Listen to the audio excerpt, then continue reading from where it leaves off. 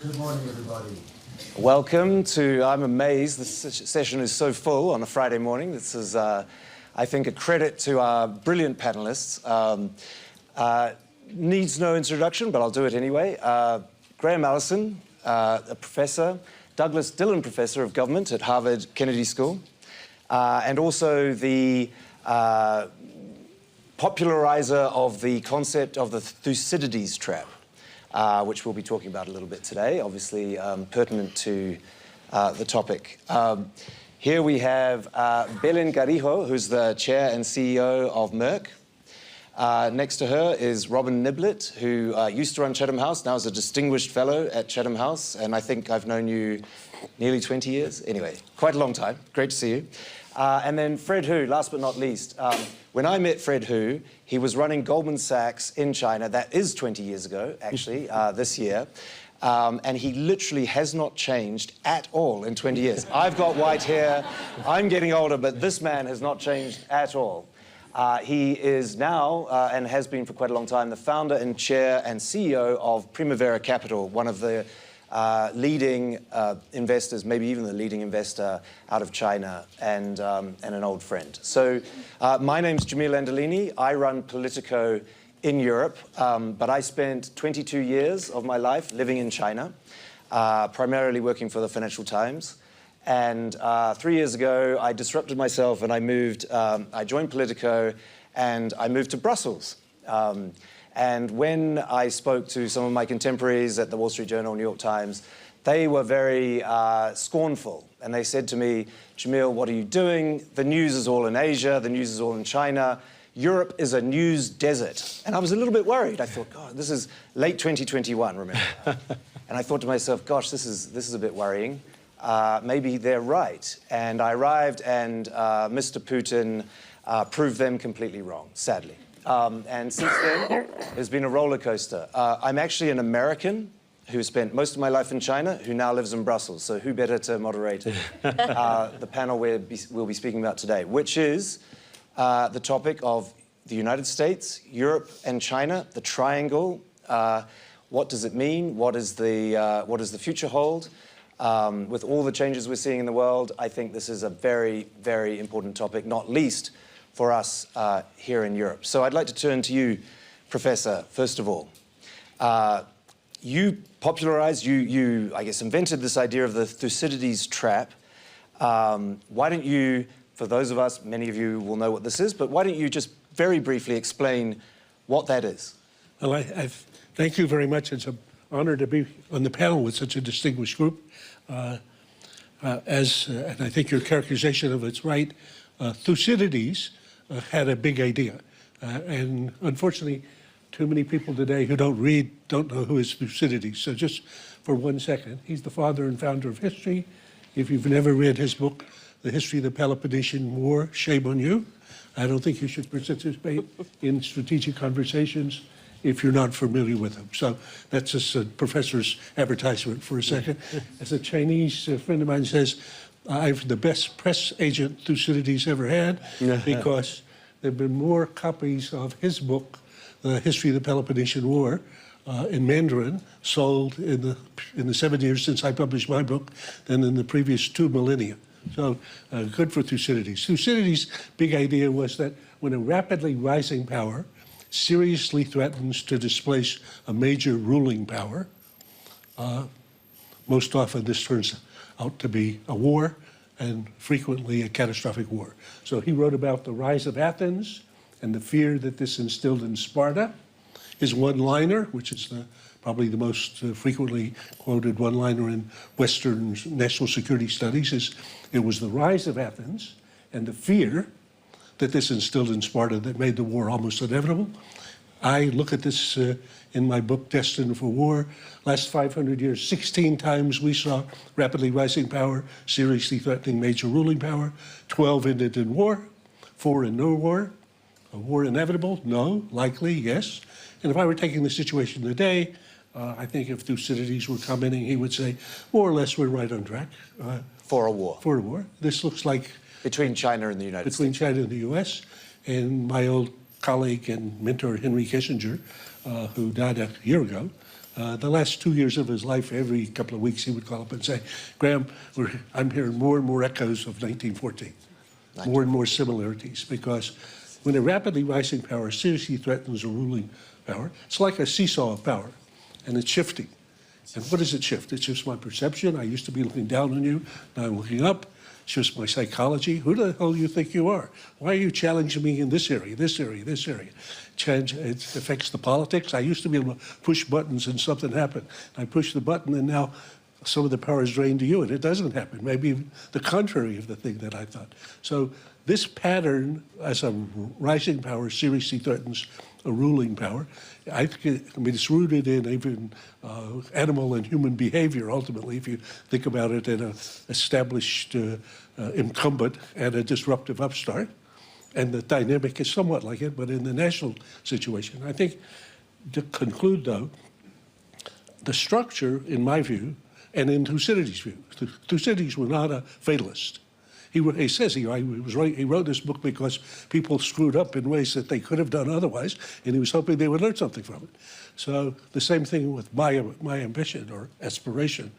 I'd say 75% of the story is in the structure. So that's why, if I were betting it, I think the next decade or two we'll see a catastrophic war between the US and China, if I were betting. Okay? And Henry thought that. But that still leaves 25% of agency for actors. And I think intelligent actors in Beijing and in Washington and in Europe could conceivably do things differently, some of which they might even do now. So I said on Monday or Tuesday, whenever the first show was, I'm trying to be as optimistic as I can. I believe a year from now, we will have been surprised on the upside in the US-China relationship. So I have two quick questions for you. One is, in a catastrophic war between the United States and China, who wins? That's one question. And the second one is, if the US and China are going to engage in a catastrophic war, what role does Europe have to play? Okay, good question. So, again, problems with professors talk too long, but in a mad world in which you have, quote, mutual assured destruction, which occurs when two powers have nuclear arsenals large enough each to destroy the other after they've been attacked, there's no winners, because if I succeed in killing every last one of you at the cost of erasing my country from the map, as Ronald Reagan kept reminding people, a nuclear war cannot be won. Because if at the end of the war, however much you've done to the adversary, if you've lost your own country, don't put that in the win column. So I'd say that's the two stories for, it's a good way to lose-lose. A war between US and China doesn't have to escalate to a nuclear war, but would likely do so, because otherwise somebody loses at a stage in an escalation ladder in which they could take another step hoping that you would stand out. So that's, and I'm sorry, what was the second? What's Europe's role in that scenario, in a war? Well, I mean, it's conceivable you could duck. But I think a world after there'd been a catastrophic nuclear war between the US and China has enough other climatic and effects, could be a nuclear winter, could be this or could be that. I think Europe has a role to remind the major actors in Beijing and in Washington that we live on a small planet, and so don't screw it up. Yeah. Robin, I'd like to turn to you and ask you whether you agree that we're headed for 75%, I think he's saying, chance that we're headed for a catastrophic Sino-US conflict. Well, fantastic to be on this panel. I think of it as the US-Europe-China panel, especially as I'm a Brit. I'm not sure if I should speak on behalf of the EU, but obviously Europe includes the EU, and the EU doesn't include the UK anymore, but that's fine. But let me just, and when I look at this idea of it being a triangle, I find it amusing that the EU or Europe is stuck in the middle, because in a way, although it looks like it's a power of the same size, if you look at defense budgets, collectively larger than China's, you look at GDP, it's ahead of China's at the moment, though less than America's. Of course, Europe can't make decisions as Europe the way the United States and China can. So I always find the triangle thing very interesting. We might get into that later on, but I don't want to duck your question. Where would Europe stand on this? Of course, it would all depend how the war started. and if the war started where it was sensed that China was the aggressor and America was having to defend the values that it has also defended in Europe for the past 80-plus years, there would be pressure for many European governments, certainly those in NATO, to join. So I don't think this would be an EU question. This would be a NATO question at that point, although it's outside the North Atlantic area, so it's not technically a NATO question. It would present leaders with an almost impossible choice. Of course, you know, the UK's nuclear capability is deeply interconnected with America's. France's is not, so there's some interesting dynamics there. I just think we could get into a conflict, I think, as Graham was saying, so far short of outright war. The interesting question might be, what would we do if China blockaded Taiwan? And America treated that sort of as an act of war, but not one to lead right up the escalatory ladder that Graham described and got going. Would Europe, the EU, UK, step forward and maybe try and help break that blockade? There it gets interesting. And I think that if we look at where we are today, Trump has come into power, so it adds complexity. We might come to that later on. But Europeans depend more for their security today on America than they did when you were over there and before you came back, pre the full-scale invasion. And therefore, part of our way of telling America, stay with us in Europe, help us deal, at least while we transition to maybe being able to take on Russia for ourselves, can't at the moment, is to show that we care about security in Asia-Pacific as well. So we've seen closer relationships with Australia, deepening of security relationships with Japan. You've had freedom of navigation operations in the Indo-Pacific involving Dutch, the British, the French, the Italians. So at the moment, we are trying to say to America, stay with us in Europe, we'll be with you in the Indo-Pacific. Now, that had been the kind of Biden deal. Yeah, of course, we're now post-Biden, clearly, and it all gets a lot more complicated. Maybe I'll just stop there, and I'll speak for too long. Yeah, of course, the danger of that, to go back to Henry Kissinger's analogy, is Europe is aligning itself with America. We'll help you in Indo-Pacific, but you help us with Russia. That sounds very much like sleepwalking into conflict, as we saw in 1914. It's either sleepwalking into conflict or it's effective deterrence. I think we're in a world where... that's what they would have said in 1913, well, effective deterrence. I believe humans learn. Yeah. I really do. I mean, if we look at how we've handled the global financial crisis, we learn. China has learned, definitely. Does not want to make and repeat mistakes of previous great powers, definitely not that of the Soviet Union. So I'm on the more optimistic end of the 75-25, and I think as a European, we definitely want to be on the optimistic side of that calculation. Madam Garijo, one of the ways traditionally we've thought about of how to avoid conflict like this is closer economic integration and better aligning the interests of the big industries. If you think about the founding of the European Union, how did we do it? We got an economic coal and steel agreement so that we wouldn't have to fight each other, because the interest of all of us is in making more money and not fighting. How do your company is very large in both the United States and in China. How do you see that economic integration? Do you see it disintegrating? Do you see it coming? I don't think you see it coming closer, but maybe you do. I'd love to hear your perspective. Yeah. Okay. Thank you very much. I'm very pleased to be here with this prestigious panelist. Look, let me tell you in few words how important the three continents are for Merck. Our heritage and our headquarters and our operations are proudly European. We have the largest percentage of the workforce in the US and the largest source of revenue in China and Asia Pacific.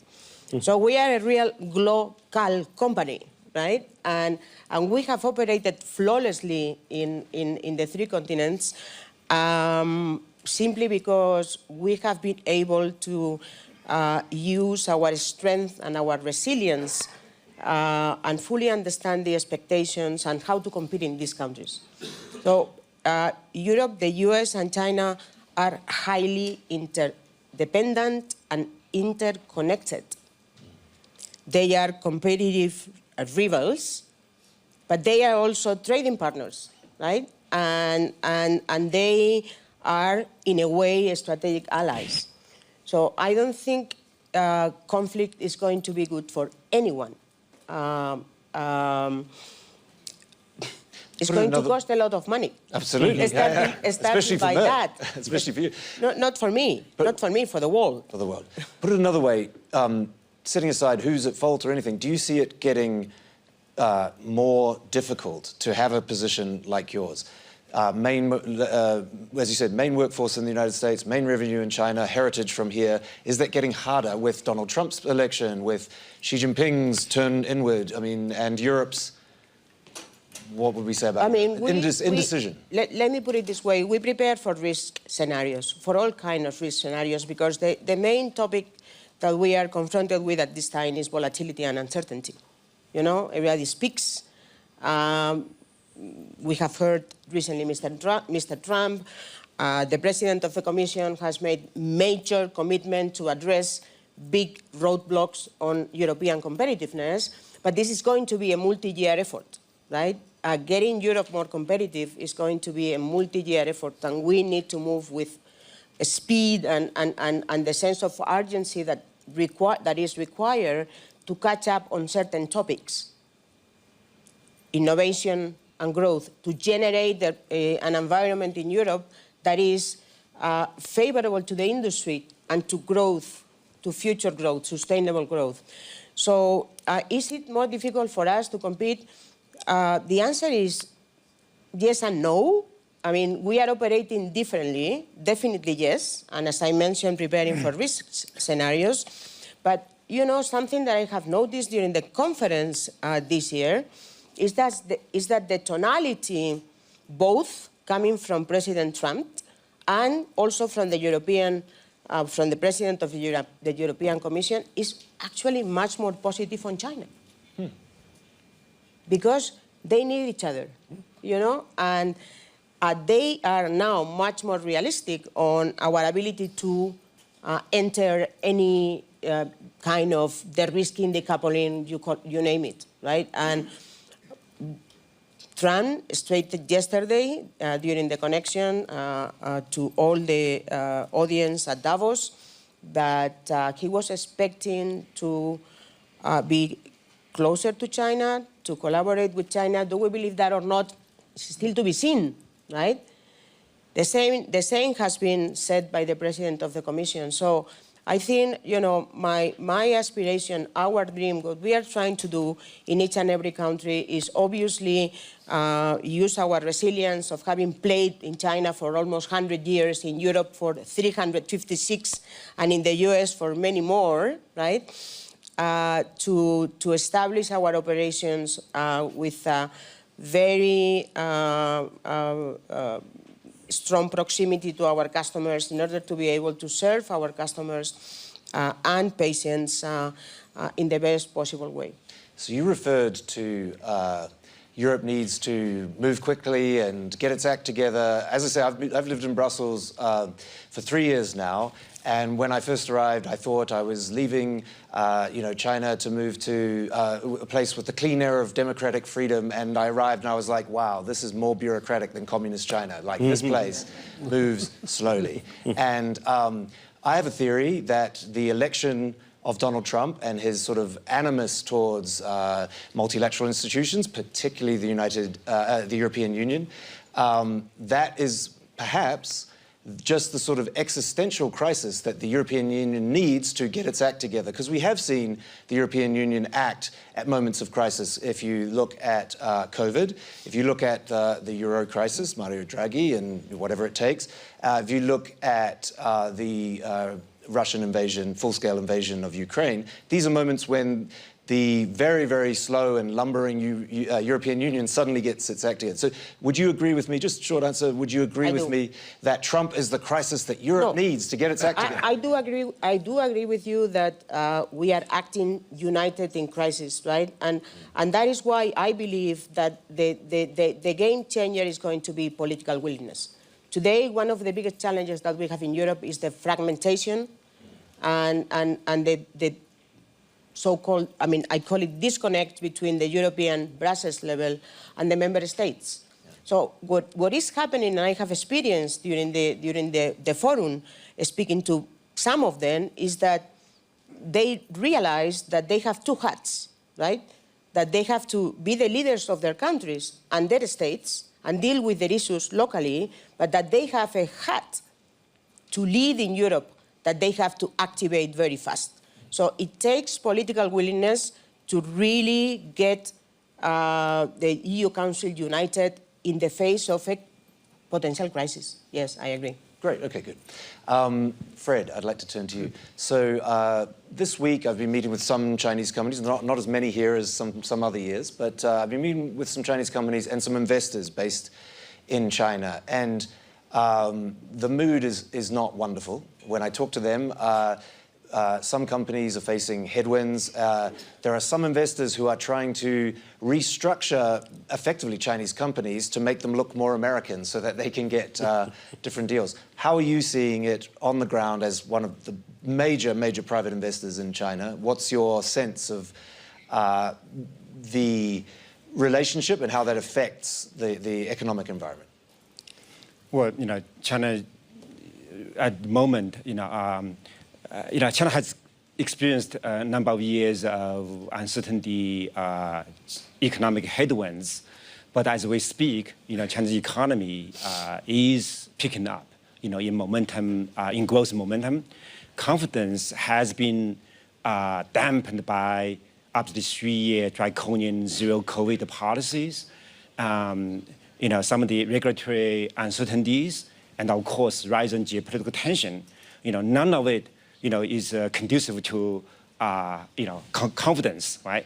But as since September last year, it's very clear the government has been resetting its priority, pivoting back to the traditional pro-growth, pro-business policy agenda. And I think that's really good news, not only for Chinese entrepreneurs, Chinese companies, multinational companies like Merck operating in China, for investors, of course, but also actually for global stability, because China, given the sheer size, it's really such an important play in the world economy, and actually, source of growth, still indispensable engine to global growth. So I actually, in this triangular relationship, I'd like to actually offer a little bit of different perspective from the conventional wisdom, right? Conventional wisdom is because, if there's a rising tension between US and China, Europe, we should automatically lean towards the US, right? Against China. Because we share democracy, cultural heritage, and we have military alliance. Of course, those are true, but this shared political system or tradition does not guarantee you have complete convergent interest, okay? And does guarantee there's no conflict. In fact, the Thucydides Trap, right? The ancient inspiration for Graham's famous book, the tension between ancient Athens and the Spartan, right? These are all Greek civilization, okay? Exactly identical, but they still win the war with the disastrous consequences.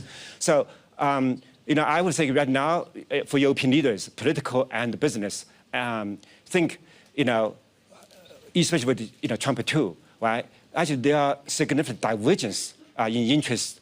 For example, trade. Definitely, I think there's U.S. has turned much more protectionist. Not just Trump, okay, tariff, but Biden, exactly the same. Industrial policy, CHIPS Act, IRA, that's all highly protectionist at the expense of European companies. On tech, U.S. is bent to have unquestioned, unqualified global dominance in AI, right? What European will get it. You'll be at mercy of the 3 hyperscalers, right? And pay very high price if there's no choice, no optionality.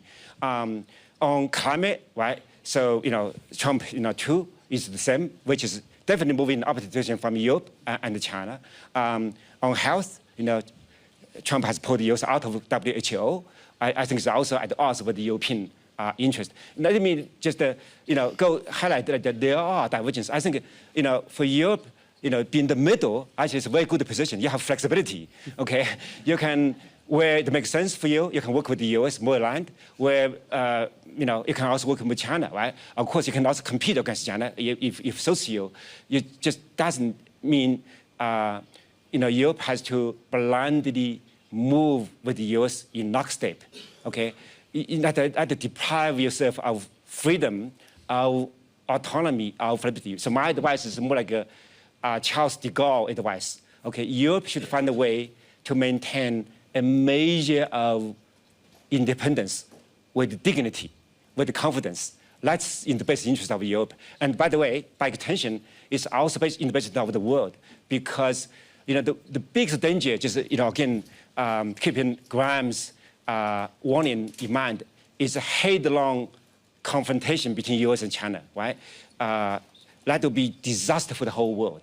So Europe can do its part to prevent that from happening, by being, a confident, mediator, bridge connector, so to preserve that kind of symbiotic interconnected relationship on trade, on investment, and on other global vital interests. Certainly many people in Europe, including the President of France, agree with you. This is the concept of strategic autonomy for Europe, which allows Europe to play a sort of in the wind, blowing in the wind between China and US. Third pole would be a very optimistic way of putting it. I hear what all of you are saying. Obviously, the political environment has changed drastically in the last week. If you look at the cabinet of Donald Trump, it is the serious players in that cabinet are very known for their hawkish views towards China. I'm going to shamelessly rip off a phrase which I love, and I've been using it all week, and some of you may have heard it before, but don't tell the person who made it up that I'm using it. The best line I've heard about Trump too is that the velociraptors have learned how to open the doors this time. If you think back to the last Trump administration, the levers of government were a new and interesting tool for that administration. This time around, they've worked out how to use the levers of government, and what they want to use it for, many of them, Marco Rubio, you could go through the list, have been very outspoken in their views. So what is Europe to do? I mean, Robin, you wanted to jump in? Well, I just wanted to come in and maybe say something about Europe, but Fred paints a positive picture as to why Europe should go back to that kind of middle position. As you know, Macron, of course, who was the big supporter of European strategic autonomy, has flipped on this since the Ukraine war, and China's support for Russia, at least through dual-use technology, through narrative support and so on, and let's say building that alternative world order that both he and Vladimir Putin have talked about, that has infuriated European leaders and diplomats. I was in Beijing back in July. The toughest panel, tougher than the Americans who were there, were the Europeans. A lot of it on Ukraine, but some of it also on trade. And of course, the big fear, you're saying China is growing again. That's great, growth for China, but it's growing to eat Europe's lunch, is what it feels like in Europe. A lot of the companies, especially in Germany, but in other parts of Europe as well, are now facing an onslaught of export-led growth rather than consumption-led growth from China. And what it's doing is adding to the anxieties about China. And when you look at the kind of trade pattern here, the kind of structural element of this, bilateral trade between the US and the EU is about 1.5 trillion. EU has a surplus of roughly 150 billion in goods, which Trump always talks about, but it has 100 billion deficit on services. So the net is about 50 billion in Europe's favor. That's very little, 1.5 trillion. EU-China trade is close to 800 billion. In 23, last time we have full official figures for, European deficit was 300 billion of that. And that's not even the most interesting number. I think the most interesting number is foreign investment. European countries and American companies' stock of foreign investment in each other's markets is 5 trillion. So, Merck and companies, $5 trillion built over the time. The stock between the EU and China is about 320 billion. It's minuscule. Now, of course, the worrying thing for Europe, you're absolutely right, Fred, that with Trump coming in, he's going, that's a dependency. I'll tax any companies that have been foolish enough to locate themselves in America if they don't, if their governments don't do nice things to our exports, because he doesn't think about trade in the same way. But I think the issue of Ukraine, where it goes, maybe Trump will take it to a different place, but the shape of the trading pattern that China and Europe had that was so positive for so long was because it was positive for Europe and sort of positive for China as well. But right now, the feeling in Brussels, at least, and European capitals I talk to, is deeply worried about China. Can I react to this because you said we can disagree? Please, I want you to disagree. I said you have to disagree, in fact. So, Too nice. is this issue the consequence of China aiming to eat our lunch, or is this the consequence of the inaction in Europe for many years, right? The caution, the risk aversion, the lack of investment, the fragmentation. I mean, we cannot blame anyone at this time for what has been the tonic in Europe for the last decade, right? I was discussing yesterday with someone, and he was talking to me. He was telling me it's not 10 years, it's even more. We have talked about eurosclerosis 15 years ago, right? So honestly, I think we have to really stay on course. Do not blame anyone. Try to connect and collaborate and stay constructive. Manage our risks, of course, manage our risks by identifying what scenarios could emerge, mainly on trade and technology, right? But we have to stay on course. We have to fill the technology gap. And for that, we need to invest, right? And for that, we need the member states to be united. We have to create an environment which is more simple, right? In which you cannot wait for 10 years to establish, a reasonable presence in hot areas like semiconductors, right? We need to think of something we have been discussing for many years, which is the Capital Markets Union, to avoid that 300 billion that we could use to foster innovation and biotechnology in Europe go abroad, right? So and I could continue, but I stop here. I know, and I could join you. I follow German politics very, very closely.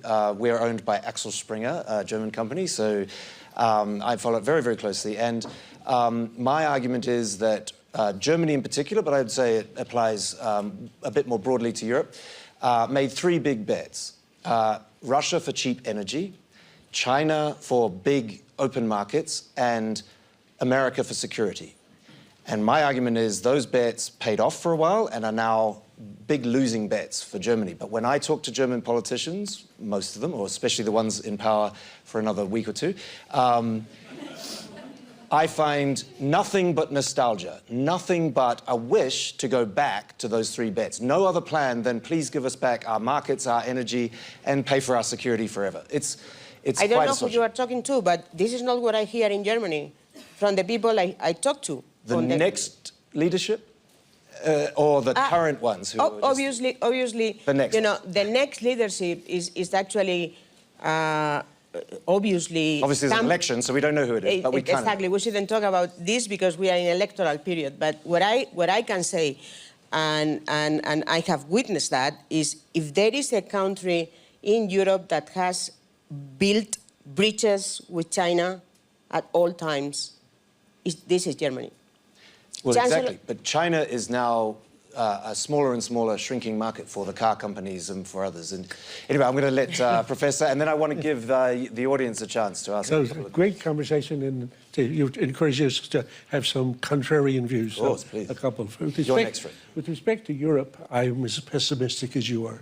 Sadly, I love Europe. I'm Anglophile from having the opportunities. I wish Europe would stand up and become a player. Every year, it seems a sadder story. So I'm pessimistic on the Europe piece. On the triangle, I think if we're being analytic about it, we'd be worth to take the various issues and try to consider where the parties are and are likely going. And I think Jaishankar's concept of a multi-aligned world is what we're going to see among all the three parties. So with respect to green, there's going to be some quite similarities between China and Europe. And not Trump. He thinks this is a fraud, okay, a fake. If you look into international institutions, he's withdrawing from all of them. Europe and China will still be multilateral. So the WTO, the WHO, blah, blah, blah. We could go through the whole list, but I think it would be an interesting analytic exercise to see how... You should do it. I may do, okay, because I like the way you did it. Publish it in Politico. I'll come back to you. Finally, get to one that's slightly different from your view. I think obviously the consensus is that the Trump administration will look like the Republican hawk alternative to the Biden administration. And if it were the Rubio administration, that's what it would be. But I made a bit of a fuss on Tuesday, I guess, making a bet, and I'm happy to offer the bet to you if you want it as well, that a year from now, if we have the good fortune to be here, that we'll have been surprised on the upside in the relationship between the U.S. and China, because if you ask the question... 50 renminbi. Okay, done. If you ask the question, is Donald Trump a China hawk? If you study him, you'll be shocked. Yeah?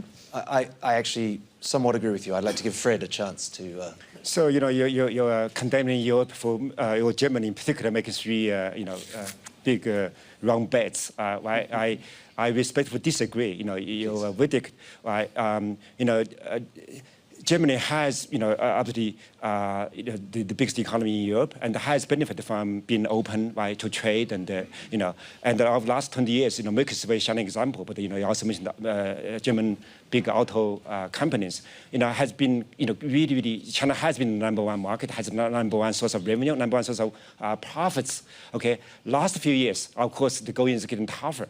Okay, just because of the slowing down in Chinese economy, but also the midst transition from ICE mobility to EV, right? So I think German companies are caught a little bit unprepared, but this is maybe also an opportunity in disguise because Germany, like China and Western Europe, we're committed to green, right?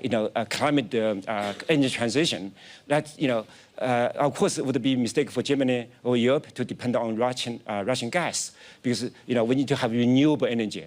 And here, China could be really the ideal partner for Germany and Europe at large to work with because China has managed to develop what is solar, wind, really, really affordable, commercially competitive source of energy without the government subsidy, right? So, and then in terms of the size of Chinese demand, usually the shrinking demand, that's totally wrong, okay? A few years, Chinese economy is not growing as fast as it could be, but, that is changing right now. And the domestic consumption in China right now, as a percent of GDP, is abnormally low, okay? So, as this normalizes, China, I think, to join US as really the last, demand of last resort, right? So when 700 million Chinese middle-class consumers start to have the confidence spend again on everything, okay, on healthcare, on mobility, on food, that China really will join US as two of the most important, models. Okay, so the Chinese middle-class consumers, are bigger than US and compared to the EU population. So that I think remain as is good in, as Chinese economy rebalance is become more and more important source of engine. I would respectfully correct my earlier statement. Chinese demand is shrinking for, or in many cases, for European exports, not overall, let's say. I've got time, 2 minutes left. I'll let one person ask a question. So the lucky person, a question, not a statement, not your view, but a question to our amazing panelists. Who would like to go? Wow. You're just blinded by the brilliance. One person over there. Thank you. Magdalena Skipper, Nature.